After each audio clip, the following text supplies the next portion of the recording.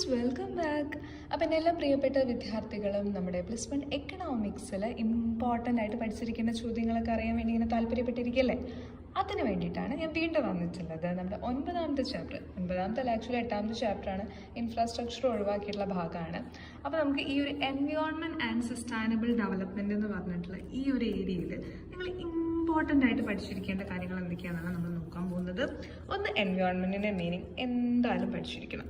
ചാപ്റ്ററിൻ്റെ പേരല്ലേ, അപ്പോൾ നമ്മൾ ഒട്ടും ഇത് വിടാൻ പാടില്ല, ഇമ്പോർട്ടൻ്റ് ആണ്. പിന്നെ ഫങ്ഷൻസ് ഓഫ് എൻവയോൺമെൻറ്റ്.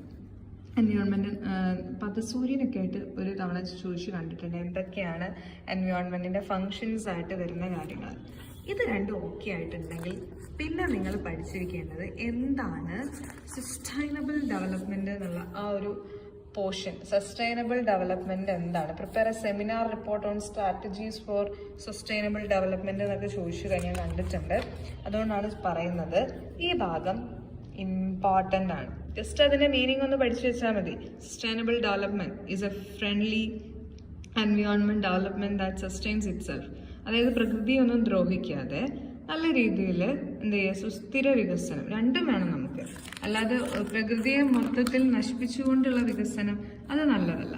അപ്പോൾ സസ്റ്റൈനബിൾ ഡെവലപ്മെൻറ്റ് എന്താണെന്ന് നന്നായിട്ട് പഠിച്ചോ, ഇമ്പോർട്ടൻ്റ് ആണ്. Okay, strategies four sustainable development. Strategies four sustainable development, use of non conventional source of energy, അതൊക്കെയാണ് അതിൽ വരുന്നത്. ഇമ്പോർട്ടൻ്റ് ആണ്.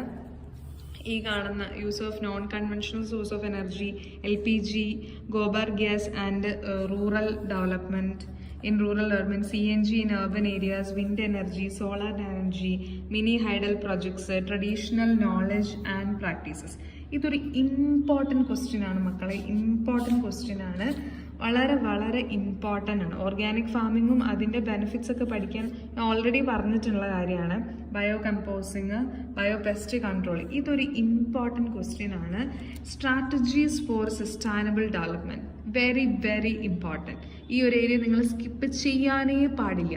സുസ്ഥിര വികസനം നടത്തിയെടുക്കാൻ വേണ്ടിയിട്ട് സുസ്ഥിര വികസന തന്ത്രങ്ങളെക്കുറിച്ച് എന്തൊക്കെയാണ് നിങ്ങൾക്ക് എഴുതാൻ പറ്റുകയെന്ന് വെച്ചാൽ ഈ പോയിന്റുകളൊക്കെയാണ് നിങ്ങൾ അവിടെ എഴുതേണ്ടത്.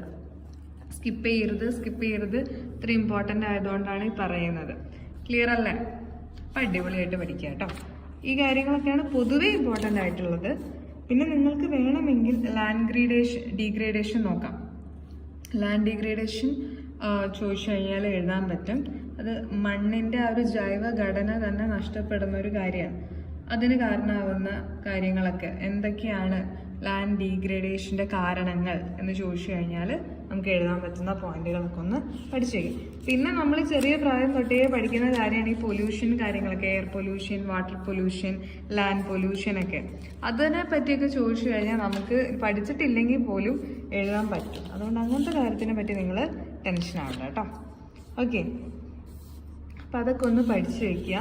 ക്യോട്ടോ പ്രോട്ടോകോൾ റിലേറ്റ് ചെയ്ത ഇയറൊക്കെ ഒന്ന് നോക്കി വയ്ക്കുക. ഗ്ലോബൽ വാർമിങ്ങിൻ്റെ കോൺസിക്വൻസസ്, ആഗോള താപനം മൂലമുണ്ടാകുന്ന പ്രശ്നങ്ങൾ, ഇതൊരു ഇമ്പോർട്ടൻറ്റ് ക്വസ്റ്റ്യൻ ഉണ്ട്. ഗ്ലോബൽ വാർമിങ്ങും അതിൻ്റെ കോൺസിക്വൻസസും ഇമ്പോർട്ടൻ്റ് ആണ്.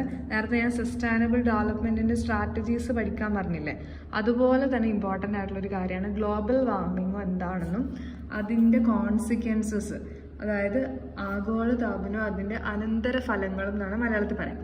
ഇത് മക്കൾ പഠിക്കണം. ഇത് കുറച്ച് ഇമ്പോർട്ടൻ്റ് ആയിട്ടുള്ളൊരു ഏരിയ ആണ് കേട്ടോ. അപ്പം ഇതും കൂടി ഒന്ന് നോക്കി വെച്ചോളൂ. ഫൈനല്ലേ? അപ്പോൾ അടിപൊളിയായിട്ട് പഠിക്കാം. ഇത്രയൊക്കെയാണ് ഈ ചാപ്റ്ററിൽ ഇമ്പോർട്ടൻ്റ് ആയിട്ട് പഠിക്കാനുള്ള കാര്യം. റെഡി?